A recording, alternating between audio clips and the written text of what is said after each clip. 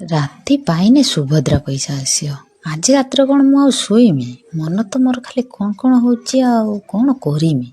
5,000 ଟଙ୍କା ଆସିବ, ମୁଁ ତ କେଉଁଠି କ'ଣ କରିମି ଭାବୁଛି। ମୋବାଇଲଟା ଖରାପ ହେଇଯାଇଛି, ଯାଉଛି ଗୋଟେ ଆଇଫୋନ୍ ନେଇ ଆସିମି। ନା ପଇସା ଖର୍ଚ୍ଚ ହେଇଯିବ। ଆଇଫୋନ୍ ଆଣିକି କ'ଣ ହେବ?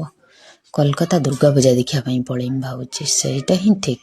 ଦୁର୍ଗା ପୂଜା ଦେଖତେ ଯିମି, ବୁଲିକି ଆସିମି। ନା ଥାଉ, କାନ ଫୁଲଟା ଭାଙ୍ଗି ଯାଇଛି, ନହେଲେ କାନ ଫୁଲଟାକୁ ବନେଇ ଆଣିଲେ ନହେଲେ ଭଲ ହେବ।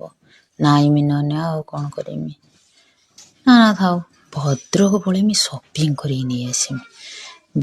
ଭଲ ଭଲ ଶାଢ଼ୀ 2 ଖଣ୍ଡ ନେଇ ଆସିମି, ଦୁର୍ଗା ପୂଜାରେ ପିନ୍ଧିମି। ସେଇଆ କରିମି ଆଉ। ନହେଲେ LIC ପଇସାଟା ଦେଇଦେମି।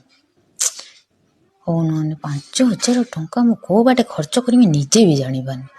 ରାତି ପାଉ 5,000 ଟଙ୍କା କ'ଣ କରିମି ସେ କଥା ଭାବିମି।